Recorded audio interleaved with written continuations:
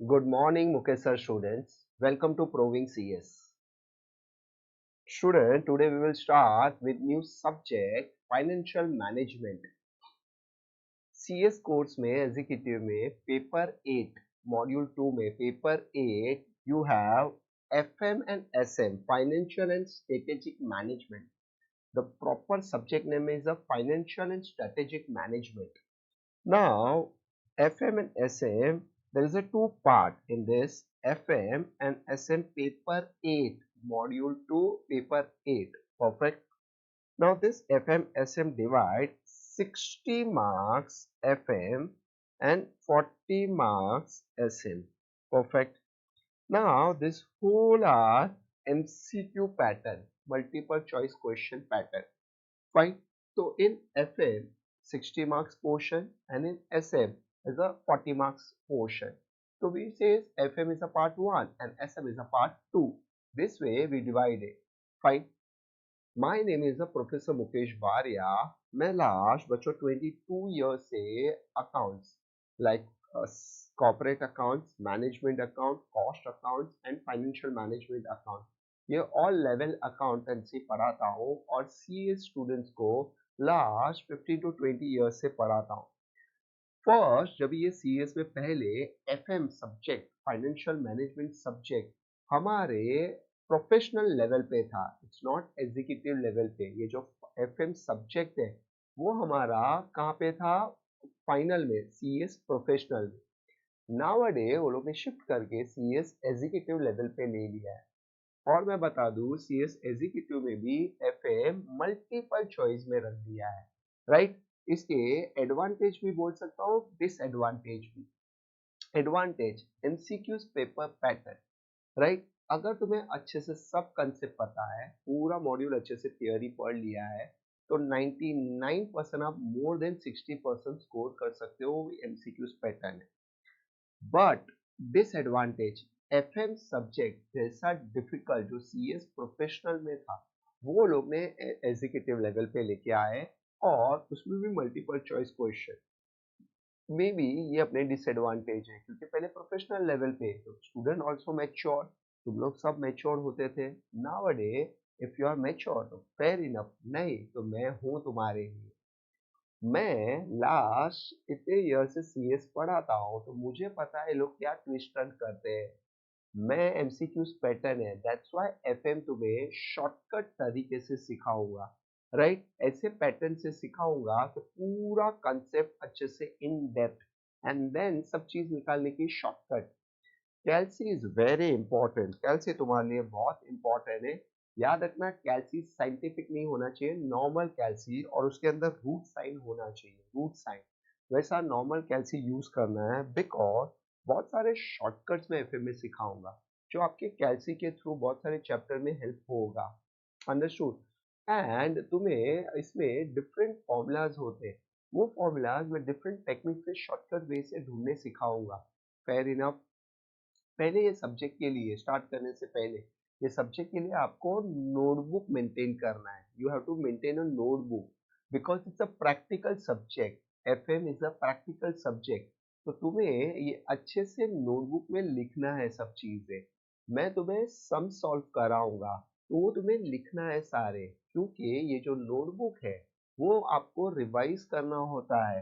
After 2-3 month के बाद आपको कुछ याद नहीं होगा तो you have to maintain a proper notebook.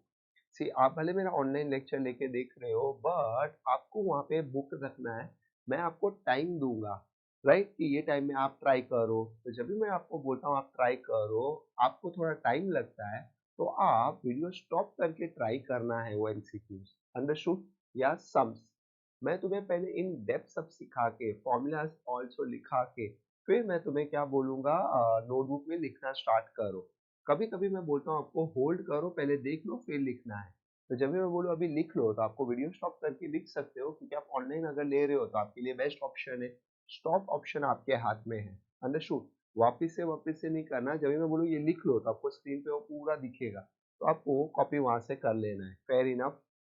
चलो जब भी मैं आपको ट्राई करने बोलता हूँ आप अपना बेस्ट दो, फिर जब भी मैं उसको रिपीट करता हूँ, राइट बताता हूँ, उसको कॉपी कर लेना है. राइट. हमारा जो पोर्शन है टेक्स्ट बुक है, राइट। एफएम जो टेक्स्ट बुक है वो इस तरीके से बना है। हमने पहले थ्योरी कवर अप की है मॉड्यूल में से, जो बेस्ट थ्योरी जो तुम्हें ज्यादातर एग्जाम में आ सकती है। फिर वो चैप्टर के प्रैक्टिकल सम्स है, जो तुम्हें ग्रिप आएगा कि ये टॉपिक क्या बोलना चाह रहा है, ये टॉपिक में क्या है, वो सब के सम्स है। फिर हमारे प्रैक्टिकल एमसीक्यूज है, फिर हमारे चैप्टर के थियोरी एमसीक्यूज है, फिर हमारे बोर्ड के एमसीक्यूज है। तो इस तरीके से ये सब्जेक्ट की टेक्स्ट बुक बनी हुई है। अंडरस्टूड। पहले थियोरी, फिर प्रैक्टिकल सम्स प्रॉब्लम जो हमें सॉल्व करना है क्लास में मैं जो कराऊंगा वो, उसके बाद अपने प्रैक्टिकल एमसीक्यूज, फिर है अपना थ्योरी एमसीक्यूज, फिर जो दिसंबर 2019 में बोर्ड में एग्जाम में आए हुए वो एमसीक्यूज, और फ्यू ऐसे भी चैप्टर है जो प्रीवियस भी आए थे उसके एमसीक्यूज में तुम्हें दूंगा। ठीक है, आगे बढ़ते। अभी आपको ये समझ में आ गया ना, आपको बुक मेंटेन करना है एंड ऑल, राइट। तो अभी स्टार्टिंग ऑनवर्ड से ही मेंटेन करना है, और जो मैं बोलूँ वो लिखते जाना है, और आपको वैसे बुक को मेंटेन करना है। तो जब आप रिवाइज करोगे तो नोटबुक में से मेंटेन करना है। Fair enough. ठीक है, चलो पहले मैं तुम्हें एफएम सब्जेक्ट का इम्पोर्टेंस बता देता हूँ। ये सब्जेक्ट क्यों है, फाइनेंशियल मैनेजमेंट ये सब्जेक्ट क्यों है, राइट। वो सब्जेक्ट का इंपॉर्टेंट बताने के बाद मैं तुम्हें धीरे धीरे एक एक चैप्टर स्टार्ट करूंगा, और वो चैप्टर इन डेप्थ सिखाते हुए फिर सम्स प्रॉब्लम्स एंड वैसे चलेंगे। Fair enough. चलो मैं स्टार्ट करूं। FM subject name is a financial management. आपका सब्जेक्ट का नाम देखो, फाइनेंशियल मैनेजमेंट। हम लोग बोलते हैं जो कंपनी का फाइनेंस है, फाइनेंस का मतलब मनी अमाउंट, उसको हाउ टू मैनेज, उसके लिए पूरा सब्जेक्ट बना है। जो फाइनेंस है, फाइनेंशियल, उसको हाउ टू मैनेज, उसके लिए ये सब्जेक्ट बना हुआ है। ऐसे में खाली एग्जांपल देता हूँ, बराबर से समझना। अज्यूम करो एक बिजनेस स्टार्ट करने के लिए तुम्हें 10 लाख रुपीज कैपिटल चाहिए। कितना चाहिए? 10 lakh capital, right. Business start करने के लिए पैसा चाहिए ना, सपोज 10 लाख रुपीज चाहिए। आप ये 10 लाख रुपीज अपने पर्सनल अमाउंट से, सेविंग से डालते हो और बिजनेस स्टार्ट करते हो। जैसे आप बिजनेस स्टार्ट करते हो, सपोज आप नेट प्रॉफिट कमाते हो 8,000 रुपीज पर एनम। कितना? 8,000 रुपीज पर एनम। ठीक है, या ले लो 80,000 पर एनम नेट प्रॉफिट कमाते हो। परफेक्ट। नाउ ये टाइम का खाली एग्जांपल है, ये टाइम का मार्केट में एफडी रेट था, फिक्स डिपॉजिट रेट था 10% per annum, right. 10% per annum. तुम मुझे बताओ, तुमने 10 लाख रुपया कैपिटल डाल के 80,000 रुपीज अर्न किया, तो आपने बेस्ट दिया, यस और नो? आपने बेस्ट अर्न किया, यस और नो? अभी अगर तुमने एफएम सब्जेक्ट पढ़ा है तो आप कंपेयर करते हो ये सब चीज को, इसीलिए एफएम सब्जेक्ट बना है। जो सब्जेक्ट हमें क्या सिखाता है वो पॉइंट समझना। अगर आपको एफएम नहीं पता है तो आप तो खुश हो जाओगे कि यार मैंने 10 लाख रुपया डाला और मैंने 80,000 for annum net profit earn किया, तो फेयर इनफ। नहीं, एफएम क्या सिखाता है वो देखो। अगर आप ये 10 लाख एफडी करते थे तो आपको एफडी पे इंटरेस्ट मिलता था, इंटरेस्ट, एफडी पे इंटरेस्ट। 10 lakhs पे इंटू 10% इंटरेस्ट, तो आपको 1 लाख रुपीज मिलता था पर एनम। आपने बिजनेस किया, नेट प्रॉफिट कमाया 80,000 रुपीज पर एनम। तो ये जो 20,000 है, ये हम लोग बोलते हैं तुम्हारा इनडायरेक्टली ये ईयर लॉस हो गया, राइट। लॉस हुआ, अपॉर्चुनिटी कॉस्ट टाइप भी बोल सकता हूँ मैं, ये लॉस हो गया। क्योंकि अगर आप ये अमाउंट एफडी कर देते तो आपको विदाउट मेहनत कुछ करे बिना ही घर पे 1 लाख रुपीज आता। आपने ये बिजनेस में डाला और आपने नेट प्रॉफिट कमाया 80,000, तो 80,000 is a good amount, but उससे खुश मत हो जाओ कि मैंने अच्छा अचीव किया, नहीं। क्योंकि अगर आपने एफडी किया होता तो अच्छा अचीव किया होता। बट डिफरेंस, एफडी में 1 लाख पर एनम सेम ही आएगा, पर बिजनेस में आपका प्रॉफिट इंक्रीज होने के चांसेस है। तो वो इंक्रीज करो, जो एफडी रेट है उसे हाई करो। वो हमें एफएम सिखाता है, फाइनेंशियल मैनेजमेंट। कि तुम्हारा फाइनेंस है उसको कैसे मैनेज करना है, वो ये सब्जेक्ट सिखाता है। तो ये सब्जेक्ट के अंदर you have different different types of chapter जो हमें सिखाते कि हमारे फाइनेंस को कैसे मैनेज करना चाहिए जिससे हमें अपॉर्चुनिटी लॉस नहीं हो। ये इनडायरेक्टली हम लोग बोलते हैं आपको लॉस हो गया ये ईयर, नेक्स्ट ईयर अगर आप 70, या अगर सपोज ऐसे एजम्पशन ले लो 80,000 ही बोलोगे आप, मैं 10-15 साल थ्रू आउट द ईयर कमाऊंगा 80 या उसके नीचे ही अर्न करूंगा, ऐसा आ गया ये बिजनेस, ये जो आपने किया है वो, तो फिर आपका बिजनेस रॉन्ग डिसीजन हो गया। आपको वो एफडी कर देना चाहिए, तो आपको every year 1 lakh rupees interest मिलेगा। तो ये तुम्हें फाइनेंशियल मैनेजमेंट सब्जेक्ट सिखाता है। फेयर इनफ, परफेक्ट, लॉजिकली समझ में आया कि ये सब्जेक्ट क्यों है और इसका फायदा क्या है, अंडरस्टूड। और इसमें ऐसे अलग अलग चैप्टर है। अभी आप देखना, जब भी मैं आपको एक्सप्लेन करूंगा ना बच्चों, तो मैं ऑलवेज है ना छोटे नंबर लेके एक्सप्लेन करता हूँ, always number will be small. मैं अलग अलग एग्जांपल लेके सब चीजें बताऊंगा। जैसे अभी मैंने 10 लाख कैपिटल लिया, तो आप ऑब्जेक्ट कर सकते हो सर 10 लाख में क्या होता है। तो प्रैक्टिकल लाइफ में सब rupees in crore, like 100 crore, 200 crore and all. तो ये जो 10 लाख के लिए मैं बता रहा हूँ लॉजिक, वही आपको 100 करोड़, 1000 करोड़ उसके बारे में सोचना है, understood. But my example number will always small, क्यों? क्योंकि आप ओरली आंसर कर रहे हो 10 लाख में 10% एंड ऑल, ठीक है। तो ये मैं हमेशा छोटे नंबर लेता हूँ, तो नंबर आप पर्सनली मत ले लेना कि सर ये इतना छोटा क्यों, राइट। नंबर बहुत बड़े होते हैं बट जीरो में कंफ्यूजन नहीं हो, दैट्स व्हाई मैं स्मॉल नंबर लेता हूँ। फेयर, ठीक है। ये सब्जेक्ट समझ में आया है। ये सब्जेक्ट के अंदर, ये मैं सब्जेक्ट का लॉजिक बताया था, सब्जेक्ट के अंदर you have different different chapter जिसमें how to manage your finance, वो ये सब्जेक्ट सिखाता है एफएफ। तो मैं अपना बेस्ट दूंगा ये 60 मार्क्स के लिए, ये सब्जेक्ट में 60 मार्क्स के लिए डिफरेंट डिफरेंट चैप्टर्स आपको अच्छे से लॉजिकल और with example different different number के साथ एक्सप्लेन करूंगा। ये आपको लिखना नहीं था, ये खाली मैं सब्जेक्ट का इंपॉर्टेंस बता रहा था आपको, ठीक है। चलो नाउ एफएम में मैं एक छोटा सा और इजी सा एक चैप्टर स्टार्ट करने के मूड में हूँ। जो मैं ऑलवेज फर्स्ट चैप्टर स्टार्ट करता हूँ, मैं chapter name will be leverages, right. Chapter name है leverages, right. Very sweet name, leverage. Ocean में सबसे स्मॉल चैप्टर है लेवरेज, राइट। मीन्स और भी है छोटे चैप्टर बट ये सबसे ज्यादा स्मॉल है, और इसको सीखने में बहुत मजा आएगा बिकॉज ये प्रैक्टिकल लाइफ में भी तुम्हें यूजफुल होता है, यूज होता है। तो ये चैप्टर को कंसेप्चुअली आराम से लॉजिकली समझते, बराबर से ध्यान देना।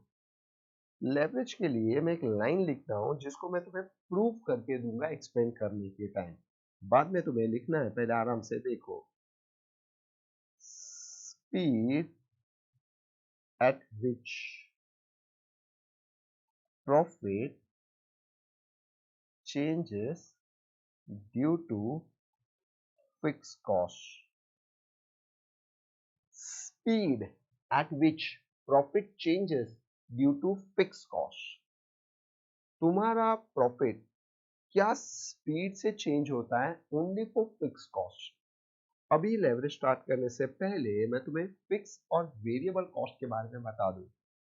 सी जो स्टूडेंट मेरा पूरा हमारा सब्जेक्ट लेते हैं, जैसे कॉर्पोरेट अकाउंटेंसी मैनेजमेंट एंड एफएन, तो आप कॉर्पोरेट और मैनेजमेंट अकाउंट में फिक्स और वेरिएबल अच्छे से सीख लेते हो। मैं वापस से ये रिपीट करता हूँ फिक्स और variable, because sometime few students only FM subject लेते हैं, तो उनको अगर फिक्स और वेरिएबल नहीं पता है, that's why I have to explain, right, what is fix and variable. Other बहुत सारे स्टूडेंट सीएस में नॉन कॉमर्स बैकग्राउंड से आते हैं, तो उनको ये पता नहीं होता है, that's why I have to explain the concept. अगर तुम्हें पहले से पता है तो फेयर इनफ, नहीं पता है तो अच्छे से समझो। Fix cost and variable cost ये चैप्टर में थोड़ा इंपॉर्टेंट पार्ट है। फिक्स मीन्स क्या होता है, फिक्स इन नेचर। तुम्हारा कोई बिजनेस है, सपोज मेरा क्लासेस इंडस्ट्री है, तो क्लासेस इंडस्ट्री है और मैं जो क्लासेस का अगर रेंट पे करता हूँ तो फिक्स इन नेचर होता है, वो फिक्स कॉस्ट है। क्यों? अगर मैं यहाँ पे क्लास स्टार्ट करता हूँ, मैं ये जगह का रेंट पे करता हूँ, तो स्टूडेंट आए या नहीं आए, इनकम आए कि नहीं आए, मुझे एवरी मंथ रेंट पे करना कंपलसरी हो जाएगा। इसे हम लोग बोलते हैं fix cost. What is variable cost? Variable cost is depends on sale. अगर सेल इंक्रीज तो कॉस्ट इंक्रीज, अगर सेल डिक्रीज तो कॉस्ट डिक्रीज, इसे बोलते हैं variable cost. For example classes industry, suppose मेरे नंबर ऑफ स्टूडेंट इंक्रीज होते हैं, तो मेरा जो बुक प्रिंटिंग कॉस्ट है, बुक का प्रिंटिंग कॉस्ट है, वो इंक्रीज होगा। इफ आई हैव अभी 150 स्टूडेंट्स, तो 150 का मुझे बुक प्रिंटिंग कॉस्ट आएगा। यही सपोज हुआ 300 स्टूडेंट, तो 300 स्टूडेंट्स के लिए बुक प्रिंटिंग कॉस्ट आएगा। Understood, this is called variable cost. Variable cost का मतलब number increase student, number increase या सेल इंक्रीज तो कॉस्ट इंक्रीज, इसे बोलते हैं variable. Variable is based on sales, sale के ऊपर डिपेंड होता है। But fix in nature, 0 student है, 100 स्टूडेंट है, 150 स्टूडेंट है या 300 स्टूडेंट है, वो फिक्स इन नेचर है। Understood, right. तो ये लेवरेजेस टॉपिक बताता है speed at which profit changes due to fixed cost. Now पहले मैं ये लाइन प्रूव करता हूँ विथ नंबर, और उसमें धीरे धीरे आपको थोड़े फॉर्मूलाज भी ऑटोमेटिक समझ में आएंगे। तो वो सब समझते हैं, फिर मैं तुम्हें फॉर्मेट लिखाऊंगा, चाहिए तो आप ये एग्जाम्पल भी लिख लेना बाद में, और फिर हम लोग सम्स पे स्टार्ट करेंगे। चलो आर्टिफिशियल होके बराबर से ध्यान देना। अज्यूम करो, मैं इसे नंबर ले रहा हूँ, अज्यूम करो मुझे सेल करना है 1000 यूनिट्स, राइट। मैं थोड़ा नीचे चले जाता हूँ, हाँ, एग्जाम्पल सेट करने के लिए 1000 यूनिट्स मुझे बेचना है, फाइन। फॉर एग्जाम्पल नाउ एक अपना फॉर्मेट है सेल। सपोज मेरा सेल का प्राइस है, फॉर एग्जाम्पल ले लो @10 minus VC variable cost, suppose ले लो 4 रुपीज। तो sale minus variable cost gives you contribution, ठीक है। नाउ 1000 यूनिट मुझे प्रोड्यूस करके सेल करना है, तो 1000 इंटू 10, मैंने बोला था ना छोटा नंबर लूंगा, तो total sale will B how much 10,000। Variable cost 1000 into 4, तो कितना रुपीज आएगा 4000, माइनस करके कॉन्ट्री कितना आ जाएगा 6000। ये अजम्पशन है, अगर सेल्स एक यूनिट का 10 रुपया है तो 1000 इंटू 10 टोटल सेल्स कितने का हो गया 10,000।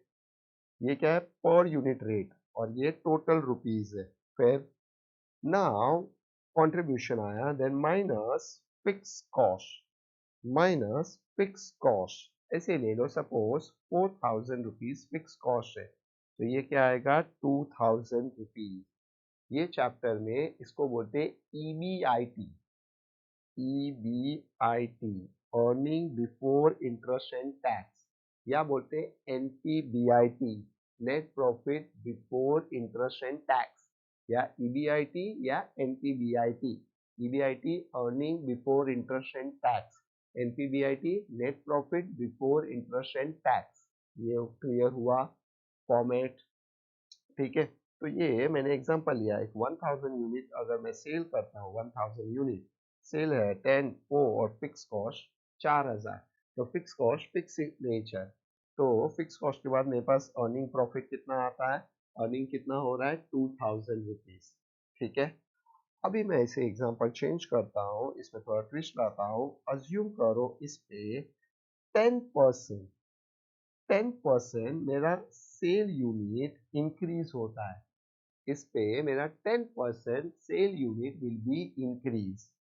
नाउ मुझे अपना नया प्रॉफिट ढूंढना है कि अगर 10% सेल इंक्रीज तो मेरा नया प्रॉफिट कितना, वो मुझे चाहिए। अंडरस्टूड, ठीक है। चलो वो जरा देखते हैं। नया यूनिट 1100 हो जाएगा। अभी बिकॉज सी 1000 प्लस 10%, तो unit will B 1100। Now total sale, तो 10,000 यहाँ पे था ये यूनिट का, इसको बोलते हैं ओरिजिनल डेटा, ये ओरिजिनल है, इसके बेस पे मैं ये चेंज कर रहा हूँ।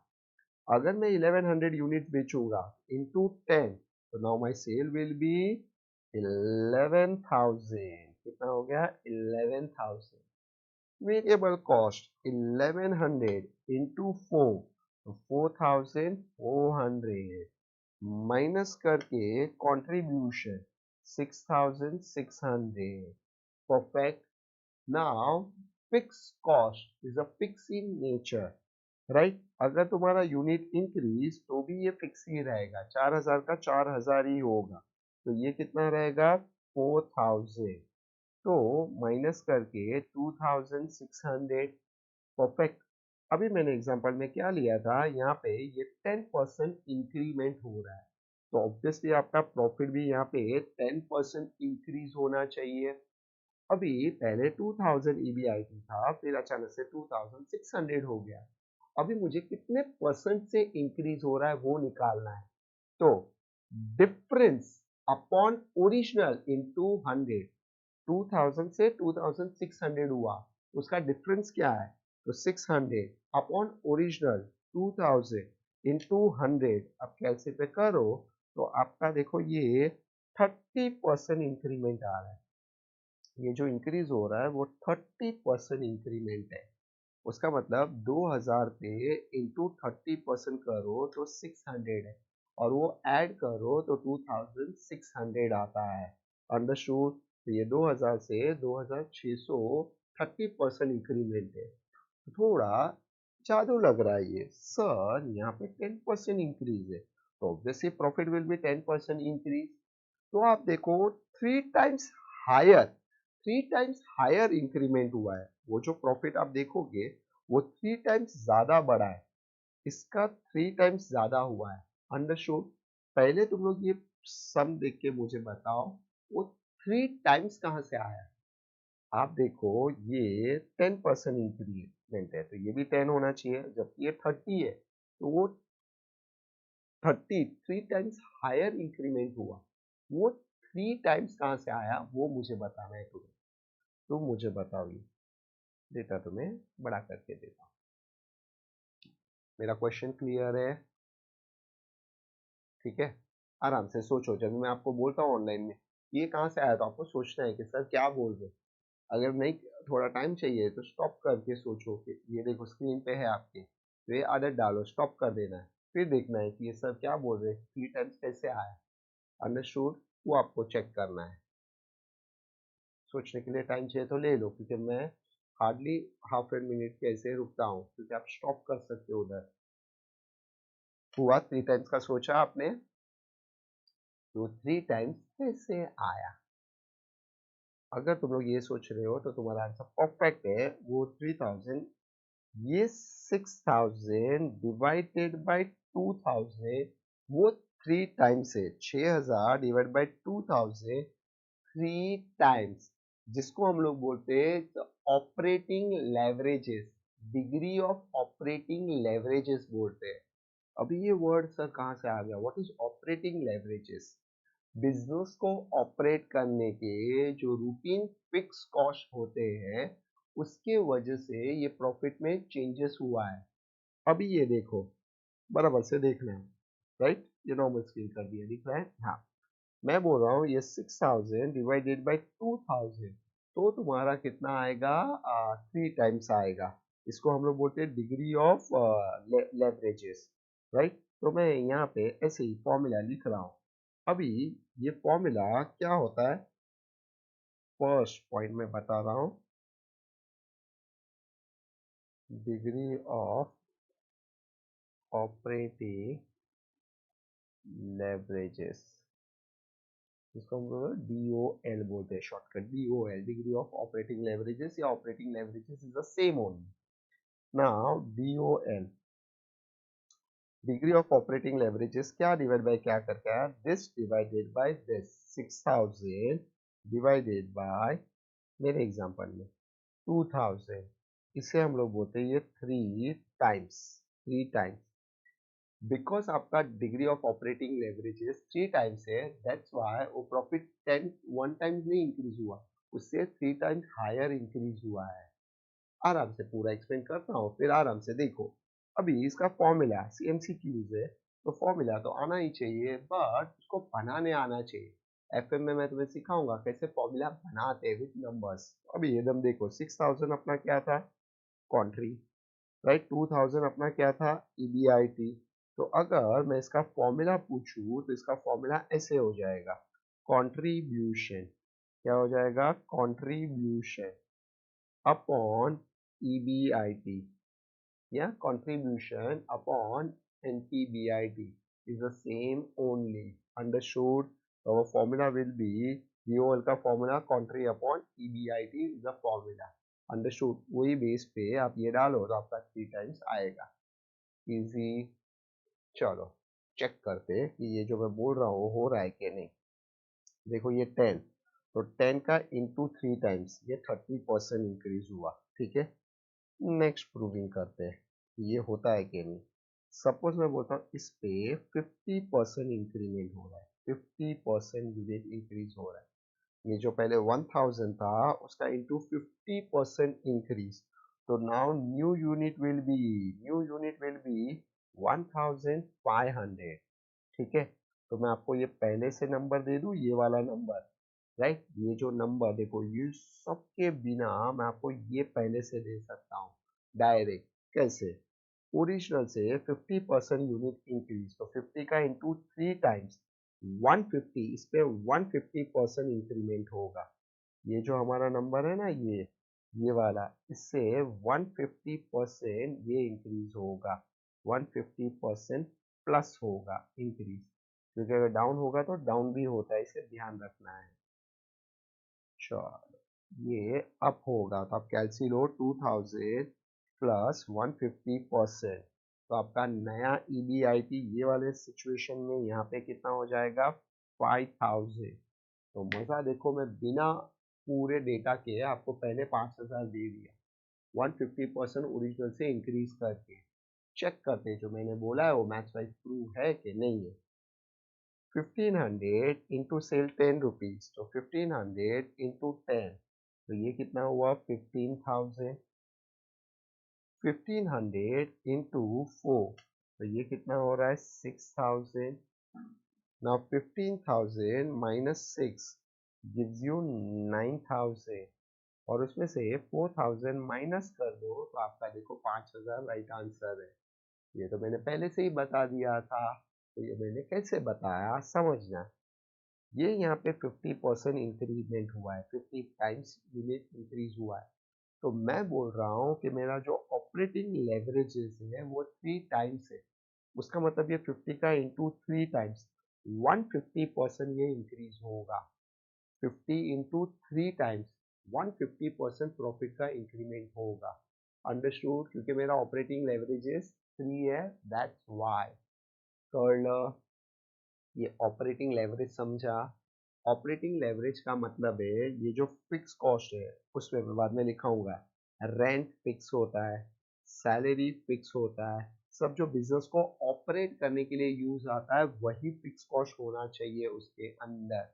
अंडरस्टूड? तो वो सब इन्वॉल्व करके देखो ये फिक्स इन नेचर है, दैट्स वाई। तो ओरिजिनल डेटा पे इस पे नहीं लेवरेजेस निकालना है, ओरिजिनल डेटा पे लेवरेज निकाल लो।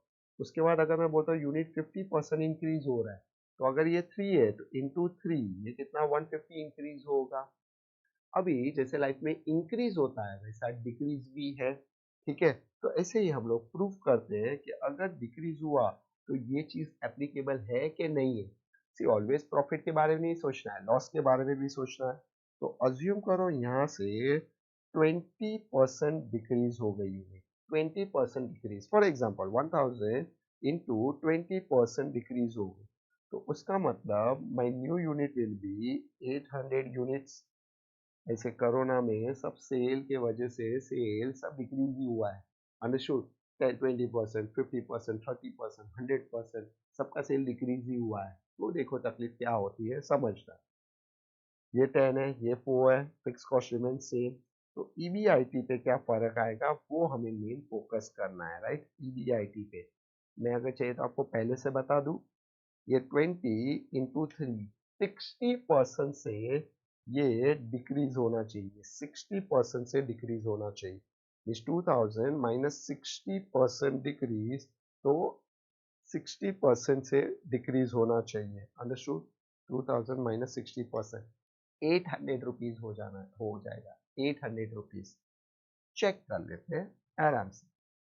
800 इंटू 10, बाद में मैं लिखने बोलूंगा 8000, 800 into variable cost for 3200, 8000 minus 3200, 4800, ये 4000, तो देखो आपका प्रॉफिट विल बी 800 हो गया। क्यों पता है? क्योंकि वो यहाँ से 60% कम हो गया, ये यहाँ से ये 60% रिड्यूस हो गया। अब 2000 माइनस 60% करो तो आपका नया डेटा आ गया। अंडरस्टूड। अभी ये 60 कहाँ से आया? तो ये जो 20 था इंटू 3 टाइम्स, तो 20% इंटू 3, तो 60% से रिडक्शन होगा। क्यों? क्योंकि अपना ऑपरेटिंग लेवरेज इज 3 टाइम्स है ये सम। Understood, right? ये थोड़ा पैरामीटर समझ में आया? इजी, थोड़ा समझा? अभी ये सेल से ईबीआईटी का गैप डिसाइड करता है, सीधा सेल से ईबीआईटी का गैप दोनों डिसाइड करता है। अगर सेल रुपीज वाइज या यूनिट वाइज में बोलता हूँ इंक्रीज, तो वहां से सीधा ईबीआईटी में चेंजेस आता है। सेल और ईबीआईटी का गैप है ये।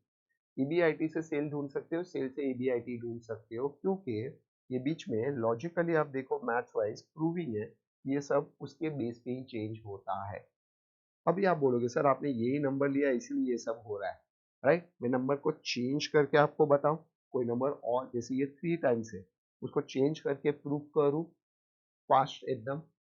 अंडरस्टूड? ठीक है, देखते हैं समझा कि नहीं तुम्हें। नए डेटा के साथ बताता हूँ, देखो ये रेस कर दूंगा, ये लिखना नहीं है। सपोज यूनिट वही लेता हूँ 1000 यूनिट्स, 1000 है suppose. Sale sale at the rate rupees ले लेते 50 minus variable cost at the rate rupees ले लो 6। ठीक है, तो हमारा क्या आएगा? कंट्रीब्यूशन। ये आपका फॉर्मूला है, sales minus variable cost gives you contribution minus fix cost gives you EBIT. बस। अभी अगर देखो 1000 इंटू 15, तो ये कितना हो गया? 15,000। ये कितना हो गया? 6000। ये कितना? 19, राइट?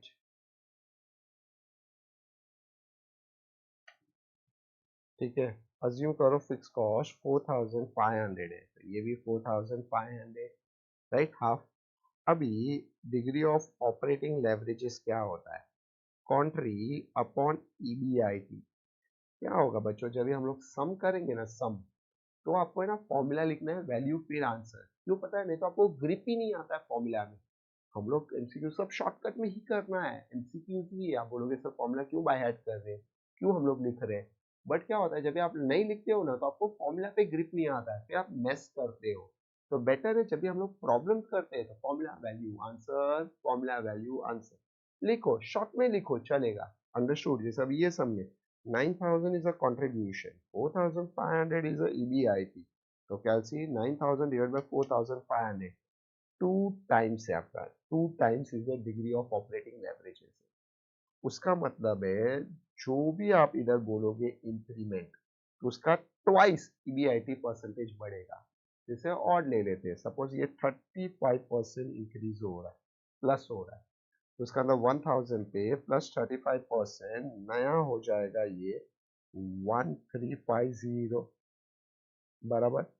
तो मैं ये अभी पहले से आपको बता दूं, ये कितना बढ़ेगा? सी, ये 35 है तो इंटू 2, उसका ट्वाइस, ये क्योंकि ये 2 है इसलिए, तो ये कितना बढ़ेगा?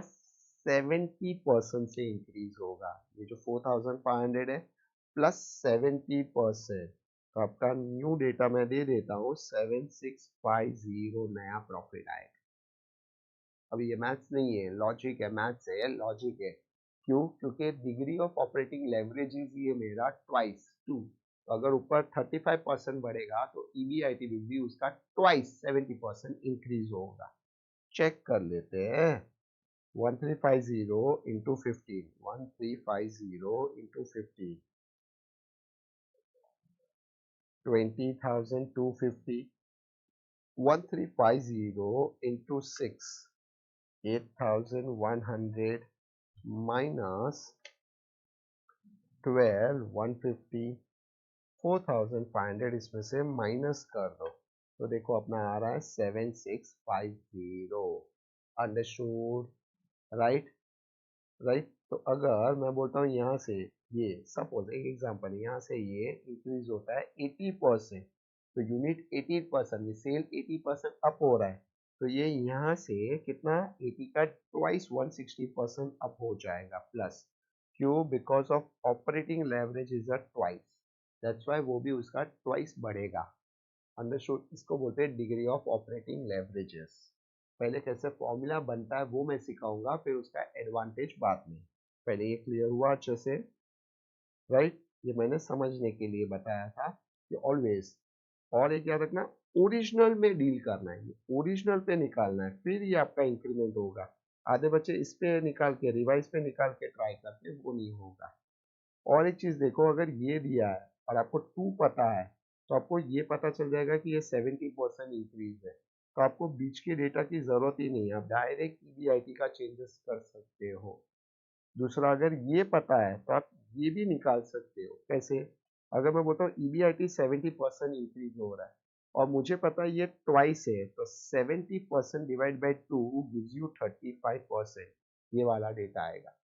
इफ आई हैव 35% एंड 2, तो इनटू करके ये वाला डेटा आएगा। तो मैथ से वो तो खेलने आना चाहिए। ठीक है, अंडरस्टूड। ठीक है, ये तो मैंने आपको एक्सप्लेन करने के लिए बताया था।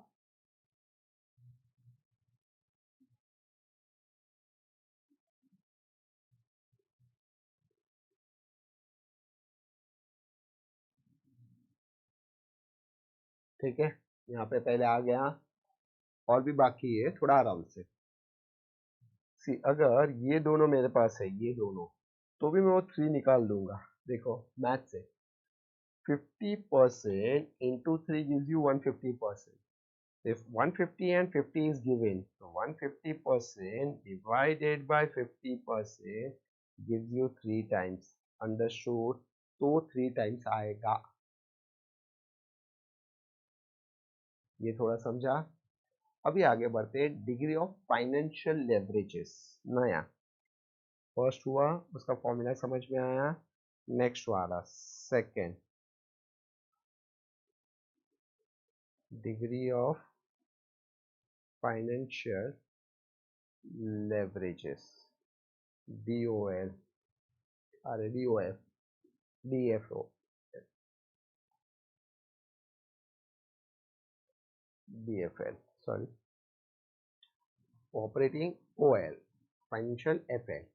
अभी इसका फॉर्मूला तुम लोग खुद बना लोगे, मुझे तुम्हारे पे भरोसा है।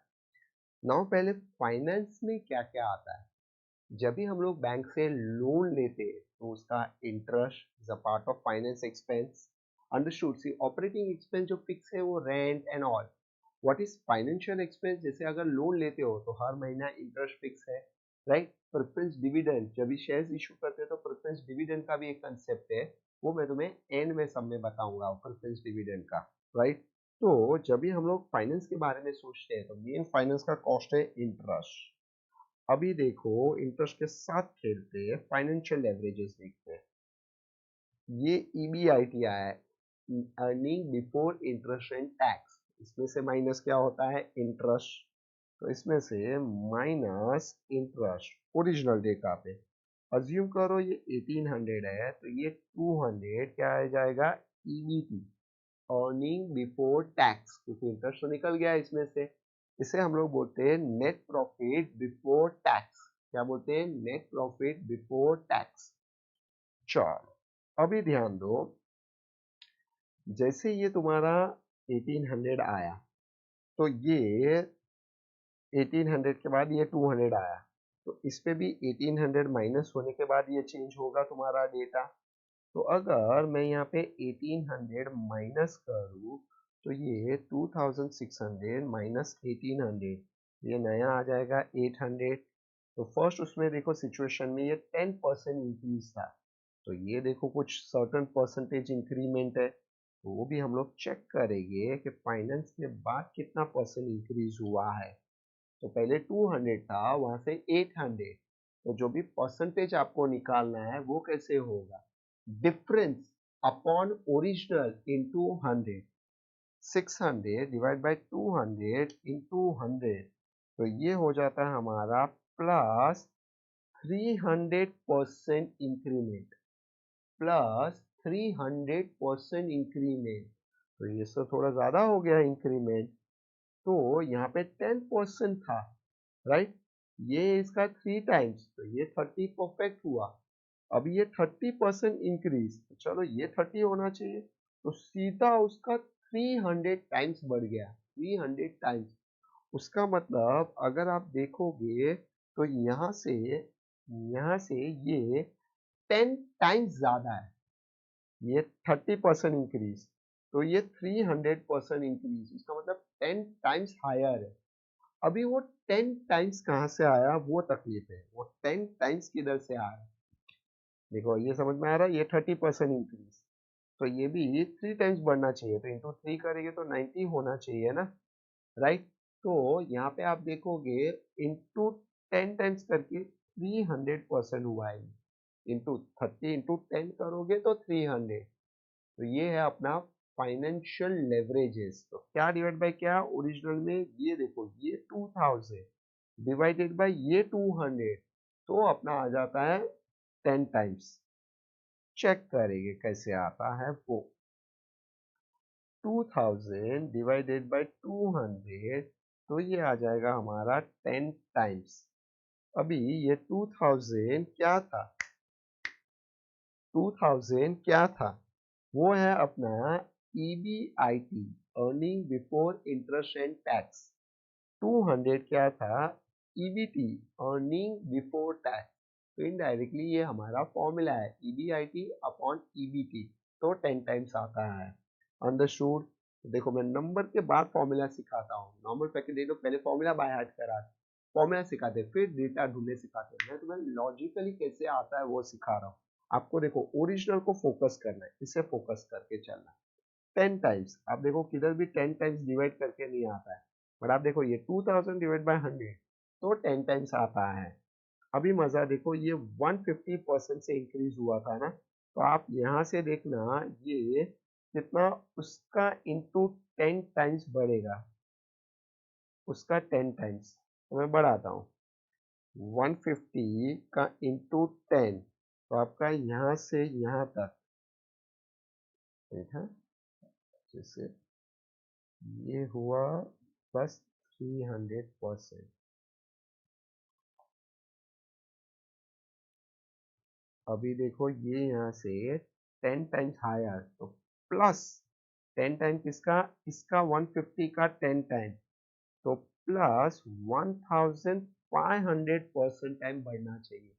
तो 200 का प्लस 1500, तो ये अपना हो जाएगा 3200 आंसर आएगा। देखो पहले से आंसर बता रहा हूँ, 3200 आंसर होना चाहिए। तो कैसे आएगा वो देखते हैं। 1800 हमारा वेरिएबल सॉरी इंटरेस्ट था, तो 5000 माइनस 1800 गिव्स यू 3200।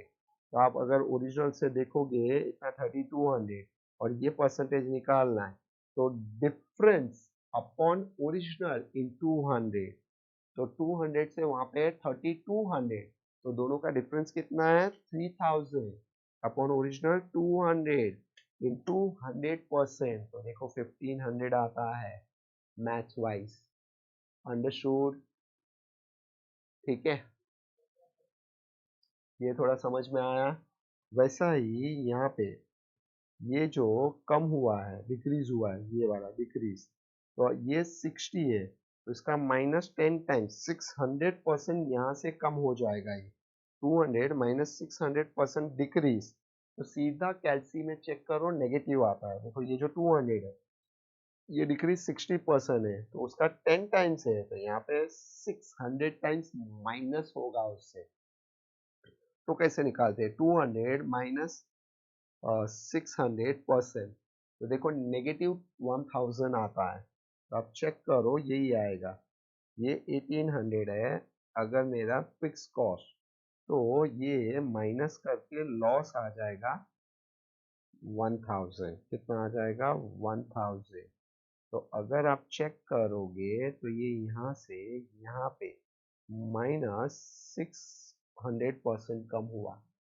तो वो कैसे 600 आया, ये जो 60 है इंटू 10 टाइम्स, ये 60 का इंटू 10 करके ये 600 आता है। सी यहाँ से ये 60 कैसे आया, इंटू 3, क्यों, क्योंकि ऑपरेटिंग लेवरेजेस 3 था। यहाँ से ये कैसे आता है, इंटू 10 करके, क्योंकि जो फाइनेंशियल लेवरेजेस है तो फाइनेंस किसके बीच में इन्वॉल्व है, दिस और दिस, तो दिस डिवाइड बाय दिस कर दो। ऑपरेटिंग लेवरेजेस फिक्स कॉस्ट किसके बीच में है, तो दिस डिवाइड बाय दिस। अभी नया कंबाइन लेवरेजेस, कंबाइन ये दोनों को मिला के, उसका मतलब ये सेल भी और सीधा ये दोनों का, ये दोनों का। तो अगर मैं बोलता हूँ ये ऑपरेटिंग है, ये फाइनेंसिंग है, तो combine this divided by this हो जाएगा। दोनों का इन्वॉल्वमेंट, ये और ये दोनों का involvement, this divide by this वो कंबाइन हो जाएगा। 6000 divided bye 200 gives you 30, right. 30 this यहाँ से इनटू 30 करो तो सीधा ये आ जाएगा। तो कंबाइन में दोनों का इन्वॉल्वमेंट है, ऑपरेटिंग का भी और इंटरेस्ट का भी, वो मिला के कंबाइन होता है। अंडरस्टूड। पहले फॉर्मूला लिख लेता हूँ, फिर आगे बढ़ते हैं, फिर समझते हैं। Third, degree of combined leverages, DCL, combined DCL। तभी DCL मेरे आंसर में कैसे आएगा, ये डिवाइडेड बाय ये करना है आपको, 6000 डिवाइड बाय 200 30 टाइम्स। तो ये 6000 में ये कॉन्ट्री है और ये EBT है, जिसका फॉर्मूला बहुत इजी है। क्या था, 6000 डिवाइडेड बाय 200 तो अपना 30 टाइम्स आता है, 30 टाइम्स। चेक करते हैं पहले कि ये 30 राइट है कि नहीं। देखो सेल 10% इधर इंक्रीज हुआ है, तो दोनों मिला के 30 टाइम्स ये 300 होना चाहिए। अगर ये 50 है तो 50 इंटू 30 1500 टाइम्स, देखो ये बढ़ रहा है। सी यहाँ से यहाँ तो ओनली फाइनेंस, यहाँ से यहाँ पे तो only operating, but from sale to EBT चाहिए या नीचे अर्निंग पर शेयर भी चाहिए, तो आपको दोनों मिला के, क्योंकि उसके बीच में दोनों फिक्स कॉस्ट इन्वॉल्व हो जाता है, फिक्स ऑपरेटिंग वाला भी एंड फाइनेंस वाला भी। अंडरस्टूड। तो अपना सिंपल अगर मैं इसको फॉर्मूला में कन्वर्ट करूँ तो ये हो जाएगा कॉन्ट्रीब्यूशन, कॉन्ट्रीब्यूशन अपॉन EBT हो जाएगा। Understood, easy. अभी इसका एक और फॉर्मूला भी है, DCL का और फॉर्मूला है। DCL में सेल और ये दोनों इन्वॉल्वमेंट है, राइट। तो या तो मुझे कॉन्ट्री और EBT का रुपीज दो ओरिजिनल का, तो 6000 डिवाइड बाई ये करता हूँ, या तो मैं बोलता हूँ ये 3 टाइम्स बढ़ रहा है, ये 10 टाइम्स, ये दोनों का भी इंटू करूंगा तो 30 टाइम्स आ जाता है। नहीं समझा। DCL कंबाइंड लेवरेजेस इस तरीके से भी आएगा, DOL ऑपरेटिंग इंटू DFL कर दो तो भी अपना आ जाएगा, दोनों का आंसर को इंटू कर दो। जैसे अभी मेरे एग्जांपल में देखो ये 3 टाइम्स और ये 10 टाइम्स, तो मैं बोलता हूँ ऑपरेटिंग 3 टाइम्स था इंटू फाइनेंशियल 10 टाइम्स था, आप इंटू कर दो तो भी आपका 30 टाइम्स आ जाएगा, क्योंकि मैथ्स है, ऑपरेटिंग और फाइनेंस दोनों को मिला के है, राइट। तो फॉर्मूला भी देखो दोनों को लॉजिकली मिला के है। कैसा, ये दोनों को इंटू करके, दिस इंटू दिस, तो इसमें EBIT कैंसिल, तो कॉन्ट्री अपॉन EBT होता है। देखो कॉन्ट्री अपॉन EBT, तो अगर मैं दोनों को इंटू कर दूं, कंबाइन कर दूं, तो भी आ जाएगा मेरा 30 टाइम्स। अंडरस्टूड। तो MCQs में ये दिया होगा, ये दिया होगा तो भी ये आ जाएगा, ये और ये दिया होगा तो भी ये आ जाएगा, कभी DFL का फॉर्मूला दिया है तो भी ये आ जाएगा। तो आपको खेलने आना चाहिए। अंडरस्टूड। थोड़ा डाइजेस्ट हुआ यहाँ पे। अभी बराबर से देखना, अगर ये 10% इंक्रीज हो रहा है, तो अगर मुझे सीधा EBT निकालना है, सीधा EBT अर्निंग बिफोर टैक्स, या EPS निकालना है, नीचे earning per share, earning per share निकालना है, तो मुझे सेल और सीधा EBT चाहिए, तो मुझे कंबाइंड लेवरेजेस होना चाहिए। बीच में मुझे पता होना चाहिए कि 30 टाइम्स दोनों मिला के इंक्रीज हो रहा है, तो 10 का इंटू 30 में कर दूंगा तो 300 आ जाएगा। अगर ये 300 है और ये 10 है, तो भी मेरा 30 टाइम्स आ जाएगा, फेयर इनफ, राइट। और ये 10 है, इंटू 30 बोला तो ये आएगा। अगर ये है और 30 टाइम्स दिया है तो भी डिवाइड करके ये आ जाएगा 10। अब कैसे भी प्लस माइनस करो तो आपका आंसर आता है। ठीक है, पहले मैं आपको फॉर्मूलाज दिखा देता हूँ। ये सब फॉर्मूलाज मैंने लिख के दिए, आपको ये भी लिखना है बट अपने थियोरी में, और ये क्यों होता है उसका लॉजिक भी देखना है। सी डेफिनेशंस दिया है, जेम्स हॉर्न ने एक डिफाइन किया था, the employment of an assets और fund for which the firms pay a fix cost और फिक्स रिटर्न। फिक्स कॉस्ट का ही मेन गेम है। Leverages can be classified into three major headings according to the nature of the finance mix by the company: operating leverages, financing leverages and combined leverages। ये आराम से पढ़ना, जो मैंने बताया वो फॉर्मूला वही है, कंट्री upon EBIT, earning before tax.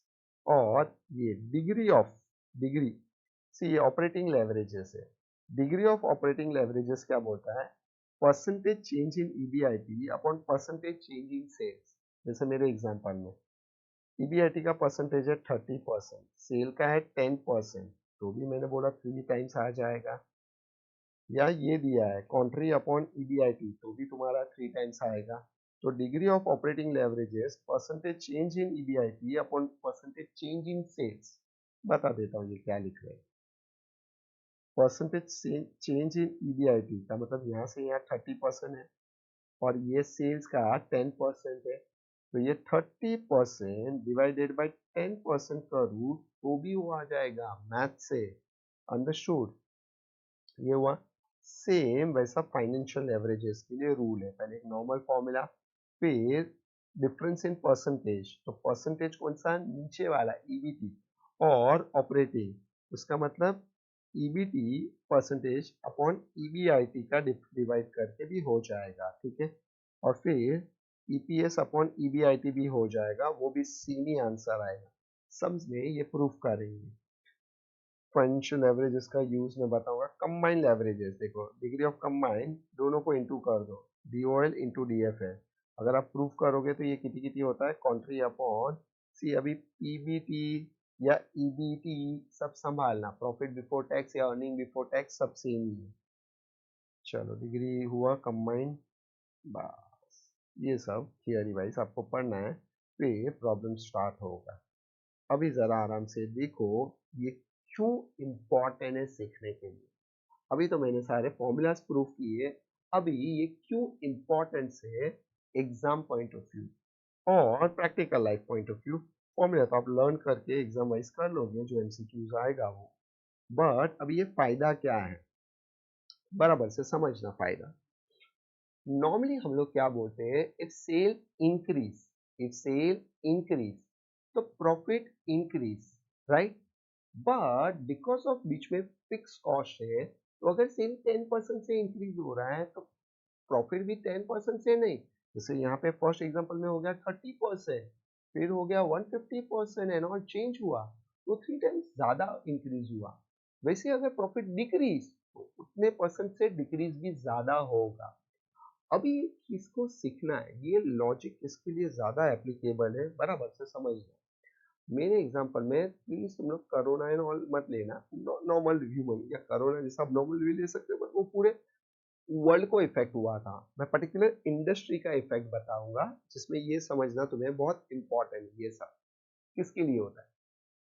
वो इंडस्ट्री जो मैक्सिमम फिक्स कॉस्ट पे चलती है, वो इंडस्ट्री को सबसे ज्यादा प्रॉब्लम आएगा, जो मैक्सिमम फिक्स कॉस्ट के बेस पे ही होती है, राइट? फिक्स दो तरीके की कॉस्ट, एक ऑपरेटिंग और एक मेन फाइनेंस। ऑपरेट मतलब जैसे rent, salary and all. Finance का मतलब बड़े बड़े लोन लेके उनको इंटरेस्ट पे करना ही करना है। तो जो इंडस्ट्री मेन फिक्स कॉस्ट पे चलती है, उनको ये चैप्टर सबसे ज्यादा इंपॉर्टेंट है। उसमें सबसे बड़े एग्जांपल देता हूँ, एक तो है एयरलाइन। जो एयरलाइन चलाते हैं वो मेन फिक्स कॉस्ट के ऊपर ही बेस्ड है। Airline industry based on fix cost. कैसे, क्या, समझो। एयरलाइन में सपोज फिक्स कॉस्ट क्या होता है, आप सेल बढ़ाए कि कम करे, यूनिट नंबर बढ़े या कम हो, आपका वो कॉस्ट होगा ही होगा। तो आप देखो एयरलाइन में मैक्सिमम फिक्स कॉस्ट के बेस पे ही है। क्या क्या चीज वो देखते हैं।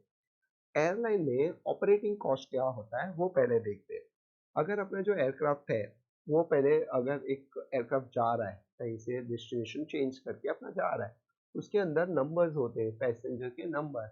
अभी वो 1 है या 100 है, तो फिक्स ऑपरेटिंग कॉस्ट क्या क्या लगेगा। पहले तो प्लेन में देखो फ्यूल, वो तो फिक्स ही है, अंदर 1 है या 100 है तो फ्यूल उतना लगना ही है।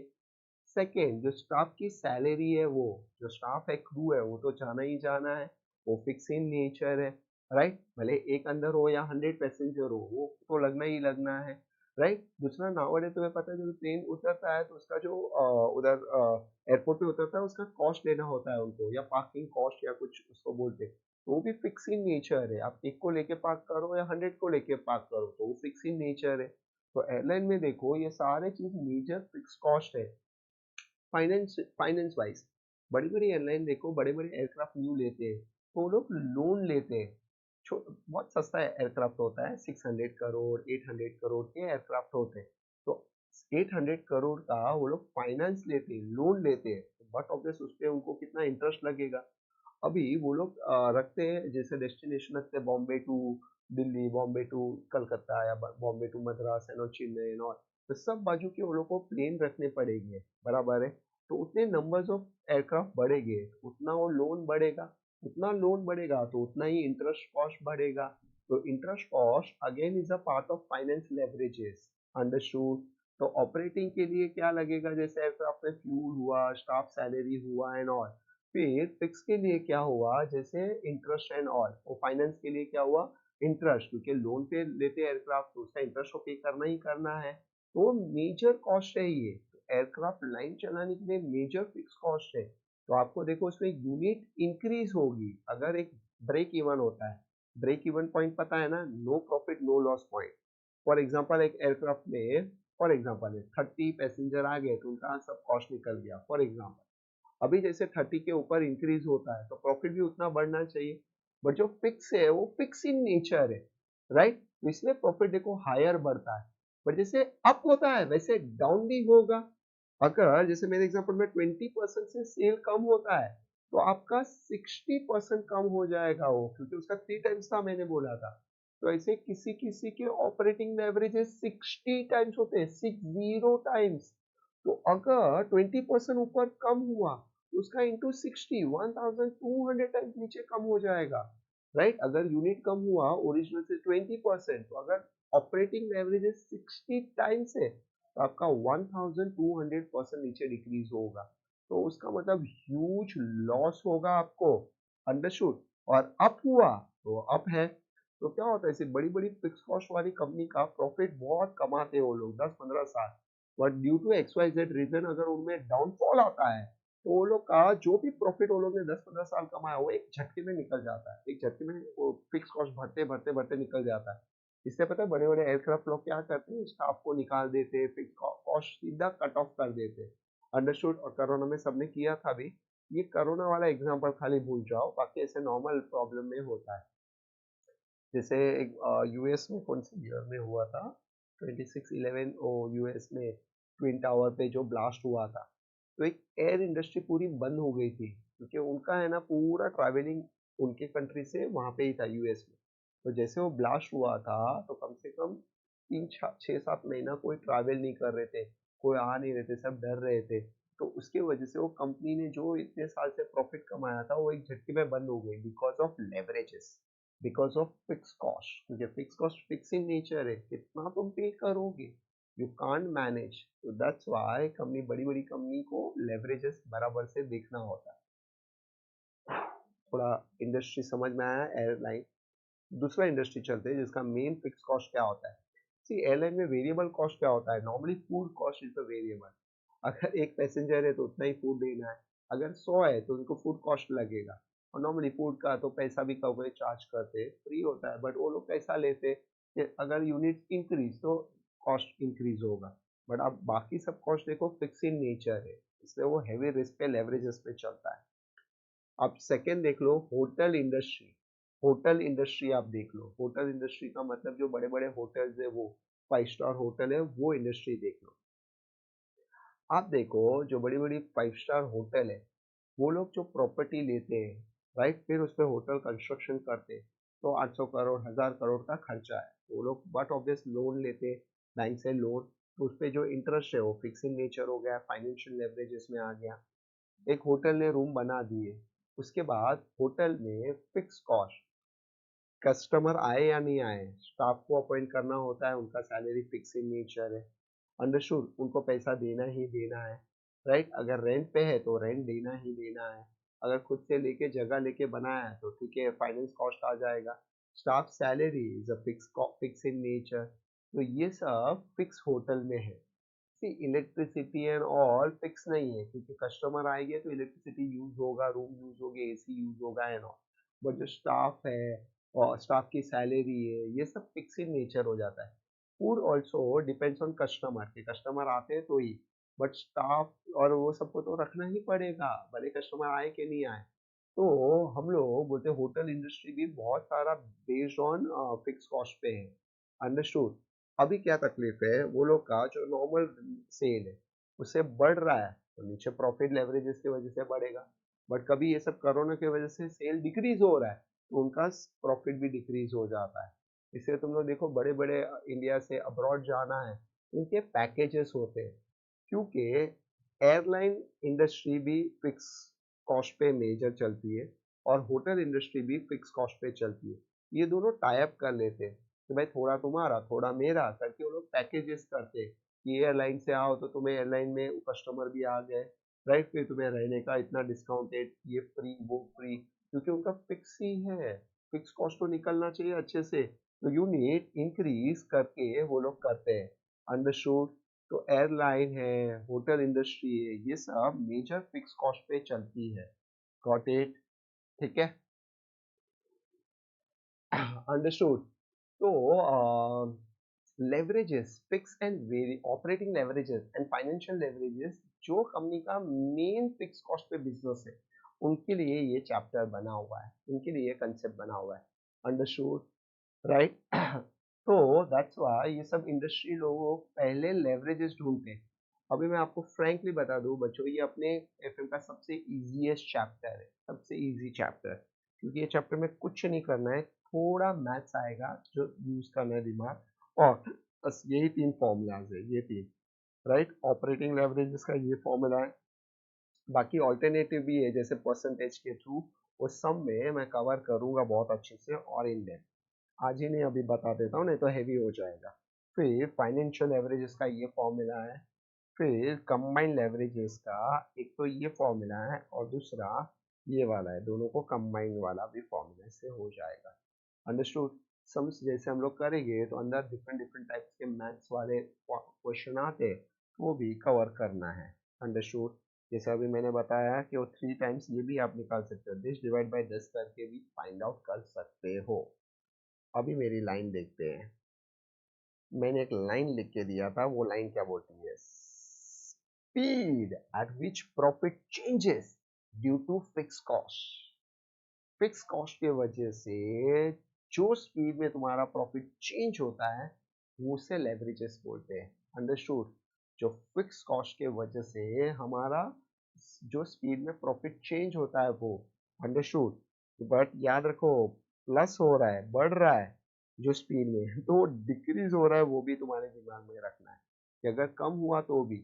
इससे आप देखते हो कि एयरलाइन में पहले सस्ता टिकट होता है, फिर जैसे वो लोग का ब्रेक इवन हो जाता है फिर थोड़ा प्राइस बढ़ा के वो लोग डिमांड बढ़ाते हैं, और वैसे यूनिट नंबर्स ले लेते हैं, इतने पूरा प्लेन भर जाना चाहिए, क्योंकि पूरा प्लेन भर जाएगा तो कुछ तो कलेक्शन आएगा, तो उससे उनका क्या हो जाएगा, फिक्स कॉस्ट और लेवरेजेस मेंटेन होता है, अंडरस्टूड, राइट। इससे वो लोग फुल करने का देखते हैं प्लेन और वो सब, होटल भी देखो रूम है फुल करने का वो लोग देखते हैं, भले भाई डिस्काउंटेड गेस्ट आए या कुछ भी करके गेस्ट आए, तो कुछ ना कुछ करके फुल हो जाना चाहिए होटल, तो ही उनका फिक्स कॉस्ट एंड ऑल निकलेगा। अभी समझ में आया तुम्हें डिस्काउंट एंड ऑल क्यों मिलता है, because of leverages chapter, thank you बोल देना ये चैप्टर को। चलो तुम लोग लिखना स्टार्ट करोगे, पहले चैप्टर का नाम लिखो, फिर ये लाइन लिखो, फिर पहले मेरा एग्जाम्पल लिख लो, फिर फॉर्मूला लिख लेना, ये लिखो अच्छे से। आप वीडियो स्टॉप करके भी लिख सकते हो डेटा, क्योंकि मैं एक मिनिमम टाइम के लिए रुकूंगा, उसके बाद आगे बढ़ जाता हूँ, तो कोई होता है हमारे में लिखने में स्लो स्टूडेंट होता है, अब स्टॉप कर दो, किसी ने लिखने बोला स्टॉप करके लिखो, फिर आगे बढ़ो ऐसे। ये लाइन लिख लिया। अभी देखो ये पूरा एग्जाम्पल देखो जो सेट हुआ है वो आपके सामने रख देता हूँ। पूरा एग्जाम्पल अच्छे से लिखो। और प्रैक्टिकल सब्जेक्ट है, यू हैव टू राइट, लिखना है। इट्स नॉट थियोरी क्या पढ़ लोगे, लिखना है, नंबर्स के साथ खेलना है। और ओरिजिनल से लेवरेजेस निकलता है, चेंजेस वाले पे नहीं। चेंजेस का मतलब ये जो रिवाइज देता है उस पे नहीं। अंडरस्टूड, ये ओरिजिनल डेटा है। ये लिखो अच्छे से, स्टॉप करके चाहिए तो आराम से लिखो, या लिखो फिर नीचे फॉर्मूला लिखना है।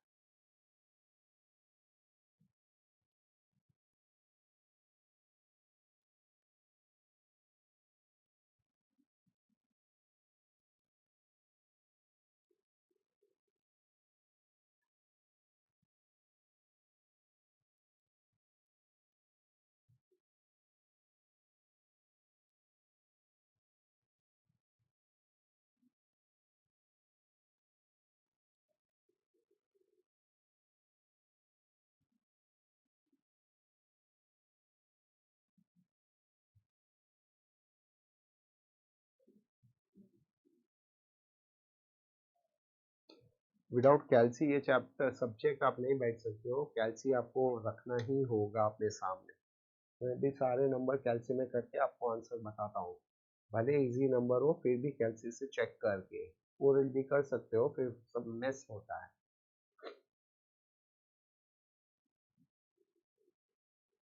आज मैंने पूरा कंसेप्ट और बताया। नेक्स्ट एक अभी और एक सम कराता हूँ, फिर next lecture only some concept, और बीच में एमसीक्यूज भी कराते जाऊंगा, प्रैक्टिकल एंड ऑल। फिर आपको भी ट्राई करने बोलूंगा कि एमसीक्यूज आप ट्राई कर सकते हो, ठीक है। थियोरी वाले एमसीक्यूज मेरे एक्सप्लेनेशन में कवर हो जाएंगे।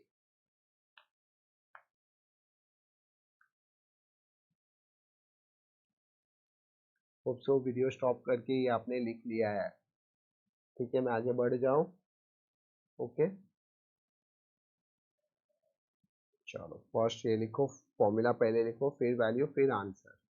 मैं एक्सप्लेन करते टाइम पहले वैल्यू आ जाता है तो आंसर आ जाता है। Degree of operating leverages contribution upon EBIT, फिर 6000 अपॉन 2000 इन, फिर टाइम्स से वो देखे 3 टाइम्स मेरा प्रॉफिट इंक्रीज हो रहा है। ऑपरेटिंग लेवरेजेस में रेंट है, सैलरी है, ये सब पार्ट ऑफ ऑपरेटिंग है। और फाइनेंस में जैसे इंटरेस्ट है, प्रेफरेंस डिविडेंड है, ये सब पार्ट ऑफ फाइनेंस है, फाइनेंस कॉस्ट।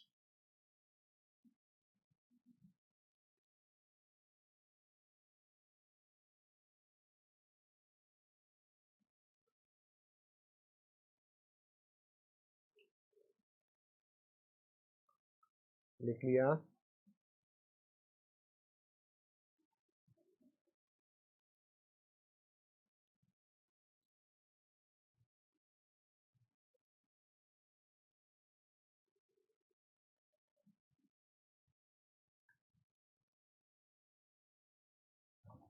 सी तुम्हारे पास टेक्स्ट बुक होगा, right. Hope so text book तुम्हारे पास होगा। मेरे पास भी टेक्स्ट बुक होता है, आपको वहां से देख के करना है सम। नोटबुक रखो, सम से बोलूंगा ट्राई करो, आंसर फाइंड आउट करो। आपको कैलसी में भी करना है और लिख लेना है, क्योंकि व्हेन यू रिवाइज बाद में तो वो याद नहीं रहेगा। तो अभी सब बराबर से स्मूथ चलता है, फिर आपको लिख लेना है, वो मेन ध्यान में रखना, ठीक है।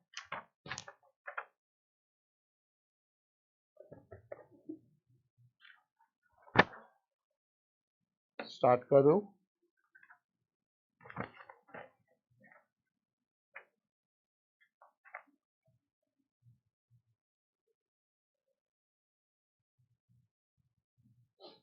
डन। क्वेश्चन नंबर 1 पे जंप करूं।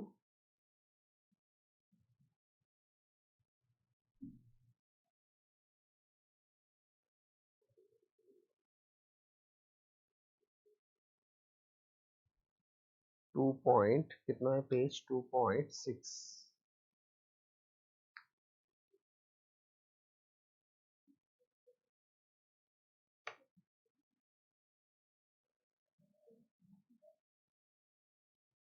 देखो ये 2.6 पढ़ू, रीड करूं। चलो क्वेश्चन 1 में 2 पार्ट में डिवाइडेड है, क्वेश्चन 1 2 पार्ट्स में डिवाइडेड है। A part and B part, ठीक है। रीड करता हूँ A part. Find the operating leverages from the following data. They give you sales 50,000, variable cost 60%, 60% on sale, fixed cost 12,000। आपको table बनाना है, sale minus variable cost, contribution minus fix cost, EBIT। Format clear होना चाहिए।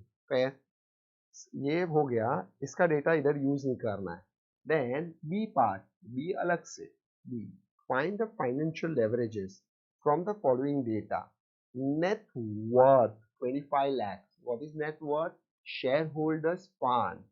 Now debt और equity 3:1. Debt और equity का proportion क्या दिया है? 3:1 दिया है। Interest rate is 12 क्योंकि financial leverages है, interest cost चाहिए debt पे। और operating profit दिया है 20 lakhs। Operating profit का मतलब EBIT, earning before interest and tax। वो बिजनेस को ऑपरेट करके जो कमाया है वो प्रॉफिट है, ठीक है। तो आपको ए और बी, आपका मन है तो आप खुद से ट्राई करो एक बार, देखो होता है क्या, राइट। फिर मैं बताऊंगा, हुआ तो सेकंड सेम करेंगे, नहीं तो वन सम ही फेयर इनफ। ट्राई करो एक बार, आप लोग ट्राई करो बच्चों, ठीक है, ट्राई करो। यस किया बच्चों, ट्राई किया। देखो अभी ये आपके पास टेक्स्ट बुक में से आपको देखना है सब, अंडरस्टूड, यहाँ पे नहीं। मेरे पास ऑलरेडी टेक्स्ट बुक है, मैं वहां से देख के आपको सॉल्व करते जाऊंगा। पहले ए पार्ट करो अच्छे से, फिर बी पार्ट। अभी देखो जब भी मैं आपको सम दूंगा ना, ये भी मैं लेस टाइम दूँ। जैसे मैं बोलता हूँ क्वेश्चन 1 ट्राई करो, आपको स्टॉप कर खुद करना है, फिर वीडियो प्ले करते हुए देखो राइट या रॉन्ग। दूसरा, कभी नहीं जमता है तो देखते हुए कंटिन्यू करो, हो जाएगा। थर्ड, जब भी मैं बोलता हूँ आप मत ट्राई करो, प्लीज मत करना, देखना, फिर ऐसा सेम टाइप का और एक सम होगा तो मैं ट्राई करने दूंगा आपको, ठीक है। चलो पार्ट ए स्टार्ट करूँ। पहले तो मैंने बोला था अब है टेबल बनाना है, सेल माइनस वेरिएबल कॉस्ट। ये चैप्टर में कोई भी हम लोग ऑलवेज ये सब्जेक्ट में शॉर्टकट ही लिखते हैं, कोई फुल फॉर्म लिखते ही नहीं है हम लोग। तो आपको ये सबसे यूज टू होना है, variable cost VC, fix cost and और कॉन्ट्रीब्यूशन C। चलो सेल 50,000, सेल 50,000, वेरिएबल कॉस्ट 60%। अभी है ना, ये जब भी हम लोग करते हैं ना तो बहुत इजी चले जाता है, बट ये सब लिखने की आदत डालो, 60% ऑन वॉट, क्योंकि जब भी रिवाइज करते हो ना तो तुम्हें तकलीफ आता है कि ये क्या था। देखो 50,000 का 60%, ठीक है, माइनस करके नीचे ये कितना हो जाएगा 20,000। फिक्स कॉस्ट वहां पे देखो दिया है 12,000 फिक्स कॉस्ट, तो 20,000 माइनस 12, तो EBIT आ गया अपना 8,000। आया सबका। Now degree of operating leverages, ये तो शॉर्टकट ही लिखना है। पहले फॉर्मूला लिखो बच्चों, क्योंकि जब तक आप फॉर्मूला नहीं लिखते हो आपको ग्रिप नहीं आता है। तो फॉर्मूला क्या है, कॉन्ट्रीब्यूशन अपॉन EBIT। कंट्रीब्यूशन कितना है 20,000 अपॉन 8,000, तो 20,000 अपॉन 8,000 2.5 टाइम्स। Easy, easy. अगर तुम्हारा ये ऑलरेडी राइट आया है तो डैश, और अगर बी वाला पार्ट मेरे पहले राइट हो गया ना तो दी डैश। अगर अभी भी बी पार्ट ट्राई करना है तो स्टॉप करो, बी पार्ट करो, फिर कंटिन्यू करो। पहले ये लिख लो अच्छे से जिसका नहीं हुआ था वो, और अगर गलती से रॉन्ग है तो बस एक नोटबुक में स्लैश कर दो और ये लिख लो अच्छे से वापिस, जहाँ करेक्शन है उधर कर लो, कोई नहीं।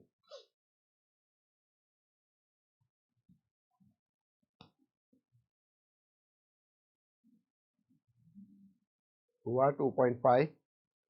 नेक्स्ट वाले में है ना EBIT minus interest EBT, interest ढूंढना मेन है बी पार्ट में। अब देखो भेज दो, आपको समझा ना, बी पार्ट स्टॉप करके ये भी लिखने के लिए स्टॉप करके लिख लो या मेरे साथ भी लिख सकते हो। चलो बी पार्ट, पहले इंटरेस्ट। आप सब में देखो डेप्ट इक्विटी रेशियो दिया है, डेप्ट इक्विटी रेशियो मैं ये करके बताता हूँ, डेप्ट स्लैश इक्विटी, देखो उसका प्रपोर्शन दिया है बराबर 3:1। डेप्ट इक्विटी रेशियो फॉर्मूला से डेप्ट ऊपर, इक्विटी का मतलब शेयर होल्डर्स फंड नीचे, तो ये 3:1 है, 3:1। तो इक्विटी में देखो नेट वर्थ हमारे पास है, नेट वर्थ, राइट। अगर मैं बोलता हूँ नेट वर्थ 25 लैक्स है बराबर 25 लैक्स, ये 3:1 है, तो मैं डेप्थ फाइंड आउट कर सकता हूँ, डेप्थ आ जाएगा मेरा, क्योंकि नेट वर्थ 25 लैक्स दिया है, तो डेप्थ कैसे निकल जाएगा, डेप्थ इक्वल्स टू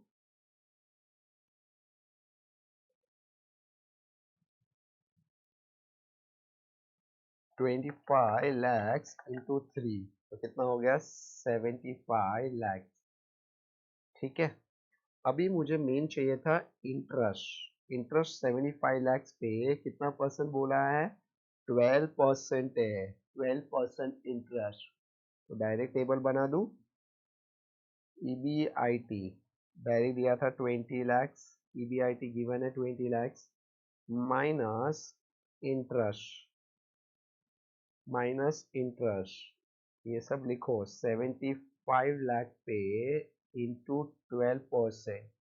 और एक, तुम ऑलवेज है ना नॉर्मल जो बॉल पेन लिखते हो ब्लैक या ब्लू वो रखना हो नॉर्मल बॉल पेन, और एक रेड बॉल पेन लिखना है, रखना है, जिससे ऐसी सब चीजें मैं रेड में लिखाऊंगा, जैसे ऐसा कोई चीज है मैं रेड में, तो मुझे ऑलवेज आदत है बुक को मेंटेन करने के लिए, ठीक है। और टेक्स्ट बुक में सब में कभी अंडरलाइन या हाईलाइटर होता है, तो हाईलाइट करने की आदत है, तो आपको बराबर से ध्यान देना है।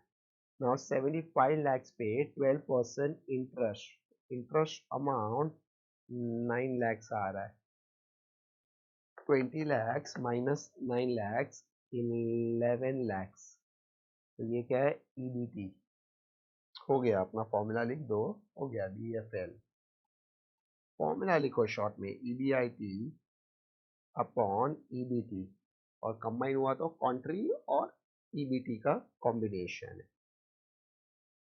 EBIT 20 lakhs upon EBT 11 lakhs, तो 20 lakhs अपॉन 11 lakhs, तो 1.8181, तो पॉइंट क्या 2 डिजिट लेकर लिख देता हूँ 1.82, अंडरस्टूड।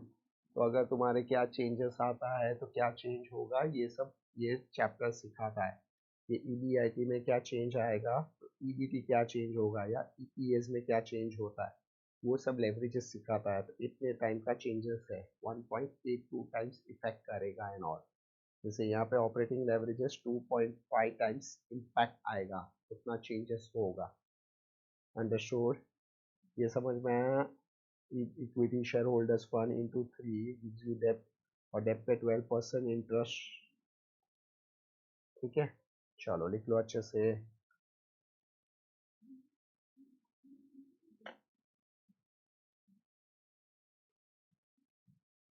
इजी। अभी जैसे ये लेक्चर अपना खत्म हो रहा है, नेक्स्ट लेक्चर आप वीडियो प्ले करोगे, तो मैं हमेशा बोलता हूँ कि फॉर्मूला पढ़ के नेक्स्ट लेक्चर बराबर से प्ले करना, तो या तो प्ले करने से पहले फॉर्मूला को रिवाइज कर लो, क्योंकि मैं नेक्स्ट लेक्चर सारे सम्स और MCQs ही कराऊंगा, क्योंकि कंसेप्ट हो गया है यहाँ पे, छोटू सा चैप्टर है तो इसके बीस पे ही है, तो मैथ्स और वो सब भी संभालना है। जैसे अभी मैंने ये फॉर्मूला तुम्हें लिख के दिया है फाइनेंस का, बट उसमें ये सब भी आएगा, ये और ये दिया होगा, तो 3 टाइम्स कैसे ढूंढते हैं, तो ये बोला होगा 10% और ये 3 टाइम्स, तो ये 30%। आपको उस शॉर्टकट तरीके से भी सब निकालने का मैथ्स वाला स्टाइल है, कि आपको ये पता होना चाहिए था ये 10% है, ये 3 टाइम्स था, तो उसका मतलब ये 30% से इंक्रीज होगा। तो अगर यहाँ का खाली ये है, ये नंबर दिया है, तो आपको ये नंबर ढूंढना दिया होगा, और उसमें खाली ये और 3 टाइम्स लिख के दिया होगा, तो आपको पता होना चाहिए 30% से अप होगा, तो ये सब ढूंढने के भी सम्स है, अंडरस्टूड, और MCQs भी है, तो ये चैप्टर है एक्चुअली, फेयर इनफ, ओके बच्चों। तो नेक्स्ट लेक्चर के लिए पहले ये क्या बोलना, फॉर्मूला अच्छे से लर्न करके फिर प्ले करना, ओके। ओके बच्चों, चलो नेक्स्ट लेक्चर कंटिन्यू करेंगे, टेक केयर।